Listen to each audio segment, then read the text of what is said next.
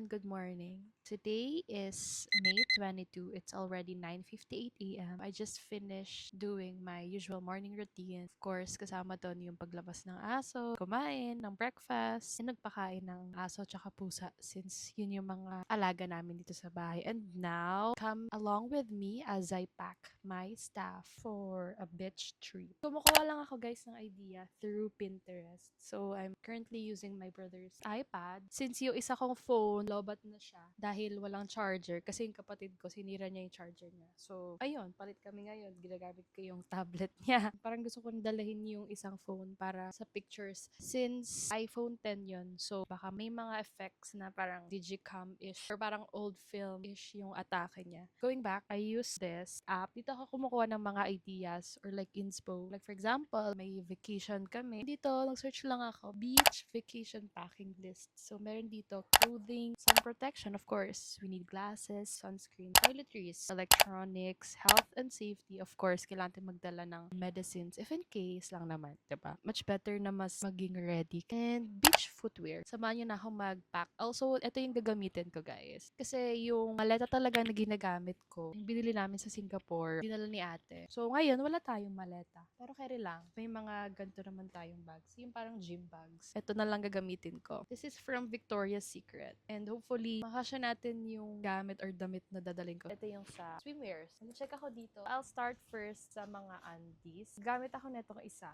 Para dito ko lalagay yung swimwear, undies, and yung bra. Yung vacation namin, 3 days lang actually. Kasi yung alis namin, Saturday na ng madaling araw. Yung dating na namin doon, Saturday morning. So, I'm thinking of bringing siguro mga 5 undies if in case lang. At least prepared tayo. Sakit, may nagyawat ako dito. Alayin ko na rin to. Ito yung partner ng swimsuit, which is ito. Ito yung pair. Padded siya. 3, 4 panties na. Ayan, 5. I'm gonna bring this then. Extra bottoms sa bikini. Nawala kasi yung top niyan. Hindi ko na alam kung saan napunta. Probably napamigay na or may humirap. Next is this one. Dadaling ko din to. Nagamit ko to sa Pangasinan. Pero hindi ko siya masyadong na-make use talaga ng bongga. Kasi ito yung nagamit ko to naman sa dagat sa Pangasinan. I'm gonna bring it. Feeling ko pwede din siya tong partner na itong isa. Meron akong 3 bikinis there. Carry na yan. Lalagay ko na lang din dito yung panty liner. Actually, hindi to sponsored. Hindi siya maganda. Pero kasi sayang, since last naman na to, hindi na ako bibili ulit. Nara-reco. Lalagay ko na rin dito. Oh, one night I was bored in bed. Stalked you on the internet. Okay, done na ako sa bikinis, panties, and bra.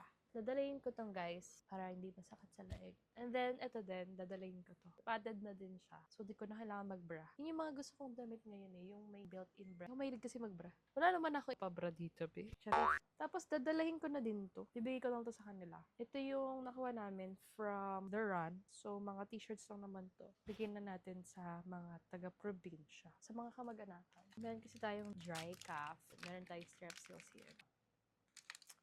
Habang may ginagawa. Kumuha na ako ng mga clothes inside my closet. Pasok ko na siya sa bag para ma-secure ko na. Fairness, ito palang mabigat na. And actually, maluwag pa siya. Naglalagay pa ako. Punuin ko to para hindi siya masyadong aalog-alog. Lalagay ko dito yung sleepwear ko. Isang sleepwear lang dalayin ko guys. Kasi ang tulog lang naman to do. Papasok ko na yun dito.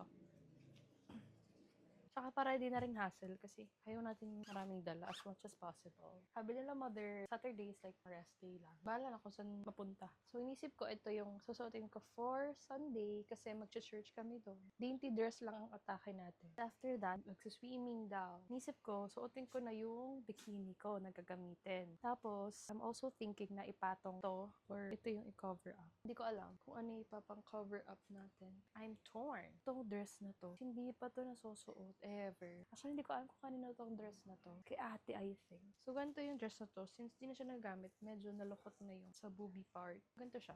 Ganun. Kapag hindi ko siya mabetan, pamigay na lang din kila tita. Or isal ko na lang. Tapos ito, suotin to sa last day. Wala akong susuotin ng Monday, Tuesday pa. So, check ako inside. Tapos na akong mag-pack ng gamit. Sorry, hindi ko na kayo nasama. Anyways, ipapakita ko na lang sa inyo yung bag na dadalahin ko. So, I'll bring one tote bag and then yung hand carry. So, I'll just just show it to you guys. There, ito yung napunuan ko na. Medyo magaan lang yan, which is better. And then yung Trader Joe's. Dead mo yun na lang na lukot kasi kakalaba lang. Planchahan siya mamaya, pero after ko na lang maligo. Tapos, ang pillow, syempre ang parents. And then this hat, binigay yan ni Lola Dali, but I'll just bring it there then. Kasi, girl, mainit doon. And magagamit talaga siya, so it's very essential. I'm also thinking of bringing her. What do you think, guys? Should I bring her? Anyway, that's it for packing. Maliligo na ako kasi I'll go to Watson's. Bibili lang ako ng mga essentials. And maybe I'll see you guys later.